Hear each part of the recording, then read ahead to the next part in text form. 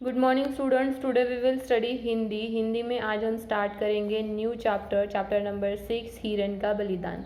यह पाठ किसने लिखा है? श्रीनिधि सिद्धांतालंकार। श्रीनिधि सिद्धांतालंकार, ठीक है। इस पाठ के लेखक है श्रीनिधि सिद्धांतालंकार। तो इस पाठ में हमें क्या पढ़ना है कि प्रकृति के बारे में, प्रेम, जानवरों के प्रति सहृदयता, मातृ प्रेम, बंधुत्व की भावना और सहानुभूति और दया यहाँ पे किस तरीके से दिखाई है, ये पाठ में हमें पढ़ना है, ठीक है। वसंत ऋतु बीत चुकी थी और ग्रीष्म का प्रारंभ होने वाला था। अभी वसंत और ग्रीष्म ये क्या है? ऋतु है, जो हर एक जैसे अपने वसंत, श्रावण, ये जैसे ऋतु रहते हैं उसी तरह ये ऋतु है, तो ये बीत रहे थे, ठीक है। वसंत बीत चुका था और ग्रीष्म का प्रारंभ होने वाला था। गंगा की धाराओं में कुछ जल भर आया था। और गंगा यह क्या है? एक नदी है जिसकी धारा मतलब वह नदी भर गई थी। जल भर आया था मतलब वो अच्छे से बह रही थी। परंतु आश्रम के पश्चिमोत्तर मतलब क्या है?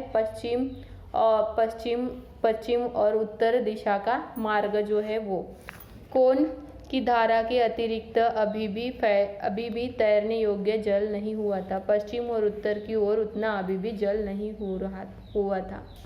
उस दिन कंधे पर अंगोछा डाले मैं उसी धारा की ओर चला जा रहा था। अंगोछा मतलब क्या है? एक प्रकार का कपड़ा है, जैसे शॉल जैसे एक प्रकार का कपड़ा है, वो शरीर पर डाले चला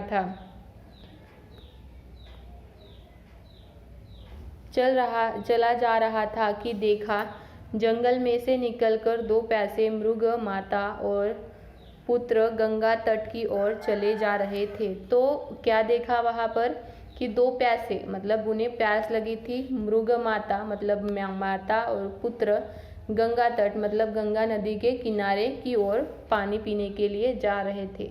सहसा मेरे मन में मृग शावक, मृग मतलब क्या है? मृग मतलब है हिरनी, ठीक है। और मृग शावक मतलब हिरनी का बच्चा, ठीक है।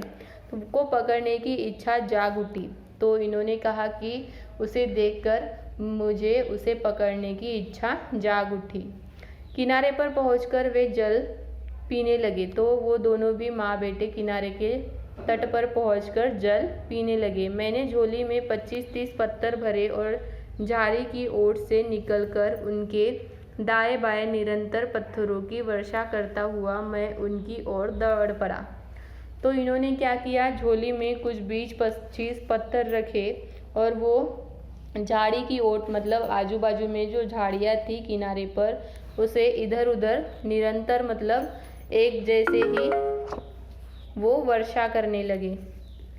मैं उनकी ओर दौड़ पड़ा। अकस्मात मतलब अचानक विपत्ति आई देख वे घबरा उठे। तो दोनों को लगा अचानक क्या हो गया, इतने पत्थर आ रहे, मतलब कोई तो भी हमारी शिकार करना चाहते हैं। यह देखकर वो दोनों हिरन और हिरन का बच्चा घबरा गए। संतान की चिंता में घबराई हुई हिरनी ने पहले तो निकल भागने की थोड़ी बहुत चेष्टा की। तो संतान की चिंता थी, इसलिए उसने क्या किया? दोनों को मतलब अपनी बछड़े को लेकर भागने की चेष्टा की। मतलब वो भागने ही वाली थी, पर जब कोई चारा न रहा तो एक लंबी चौकड़ी पर छपाक से वह गंगा में कूद पड़ी। लेकिन वो वहाँ से भाग भी नहीं सकती थी, इसलिए उसने एक बड़ी सी जगह पे क्या किया? छपाक से मतलब जल्दी से वहाँ पे गंगा नदी में कूद पड़ी, छलांग लगाई। उसके पीछे ही पुत्र भी, तो उसके पीछे पुत्र ने भी वहाँ पे क्या लगाई? छलांग लगाई। एक भरपूर छलांग मारकर मैं भी उनके पीछे धारा में कूद पड़ा और लंबे हाथ मारता बच्चे की ओर बढ़ने लगा। तो इन्होंने भी क्या किया? इन्होंने भी जैसे वो हिरनी और हिरनी का बच्चा नीचे कूद पड़े, वैसे ही इन्होंने भी वो गंगा की धारा में छलांग मारी और उनकी ओर बढ़ने लगे। मैं निष्करुण नहीं हूँ, वो बोल रहे थे कि मैं निष्करुण नहीं हूँ मतलब मैं निर्दयी नहीं हूँ। निष्करुण मतलब निर्दयी। मैं हिरन का वध करने की चेष्टा नहीं कर रहा था, मुझे हिरन को मारना नहीं था। हिरन के बच्चे को पकड़ लेने का शौक मेरे सिर पर इस तरह सवार था कि उससे मुक्त नहीं हो पा रहा था। तो ये क्या कह रहे थे कि मुझे वो हिरन को मारना नहीं था, मुझे बस वो हिरन को पकड़ना था, क्योंकि उसे पकड़ने का शौक मेरे सिर पर सवार हुआ था। दो ही हाथ और मारे कि बच्चा मेरे हाथ लग गया। तो उन्होंने क्या किया, दो हाथ और मारे वहाँ पर पानी में बहते हुए, तो वो बच्चा उनके हिरनी का बच्चा हिरन उनके हाथ लग गया।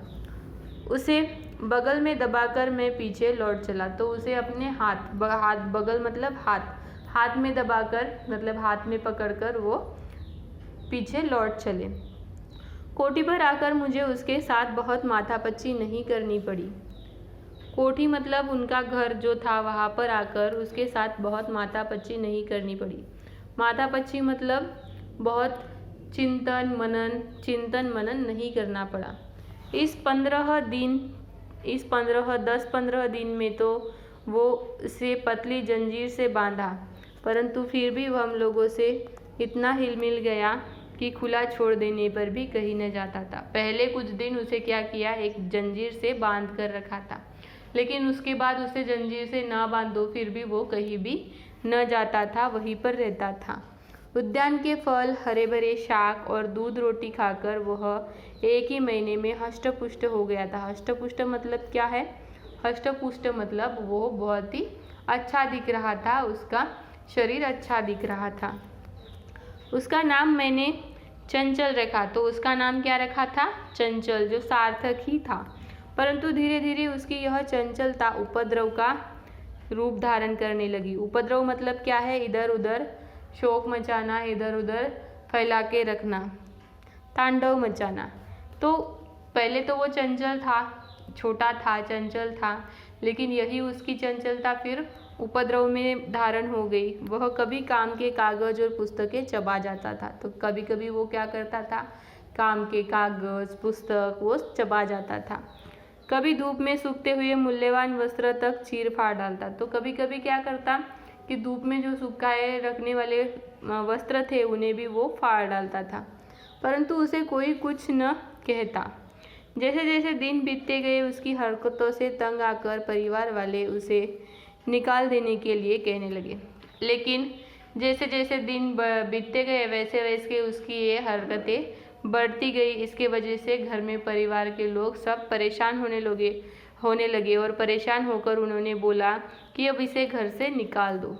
विवश होकर मतलब कुछ भी न कर पाना, विवश हो जाना। तो विवश होकर उन लोगों की बात माननी पड़ी। तो विवश होकर इन्हें क्या करना पड़ा, घर के लोगों की बात माननी पड़ी। और एक दिन उसी स्थान पर अनिच्छा से छोड़ आया। अनिच्छा मतलब वह करने की मन से कोई इच्छा नहीं है, मन से कोई कामना नहीं है, फिर भी वो काम करना। जहाँ से मैंने बलपूर्वक उसकी माँ से उसे छीन लिया था, वहाँ पे ही इन्होंने उसे छोड़ दिया। परंतु शरीर से त्याग कर भी मैं उसे मन से नहीं त्याग सका। त्याग मतलब उसे छोड़ नहीं सका। ठीक है। उसका हाल जैसे के लिए मैं हाल देखने के लिए मैं हर दूसरे तीसरे दिन उस वन में आने जाने लगा। दिन में वह बहुत कभी एकांत गंगा तट पर, कभी सुनी झाड़ियों में और कभी किसी छाया वाले पेड़ के नीचे अकेला बैठा पाया था। एकांत मतलब अकेले ही रहना। तो वो क्या रहता था, कभी कभी अकेला ही एक गंगा तट के बाजू में झाड़ियों के पीछे ऐसे बैठा रहता था। कठोर हृदय मृगों ने मतलब वहाँ पे जो मृग थे वो कठोर हृदय थे, उसने उसे त्याग दिया था। वो भी उसके साथ बातें नहीं करते थे, उसके साथ नहीं रहते थे।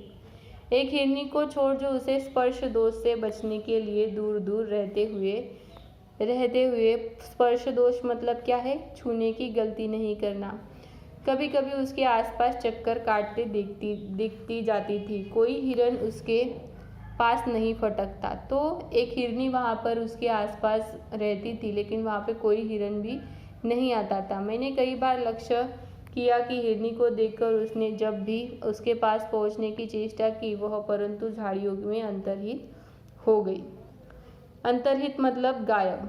तो मैं जब जब भी हिरनी की तरफ देखता था, हिरनी को देखने की कोशिश करता था, तो वो क्या हो जाती थी, गायब हो जाती थी और बहुत प्रतीक्षा के बाद ही प्रकट नहीं होती। और बहुत देर प्रतीक्षा मतलब वहाँ पर रुके रहना, पर प्रतीक्षा के बाद भी प्रकट नहीं हुई। तो इस तरीके से इस पार्ट में हमने यहाँ तक देखा। ठीक है, तो आगे का पोर्शन हम नेक्स्ट क्लास में देखेंगे स्टूडेंट्स। तो आज तक हमने जितना देखा है इस पार्ट में वो आपको होमवर्क में लिखना है।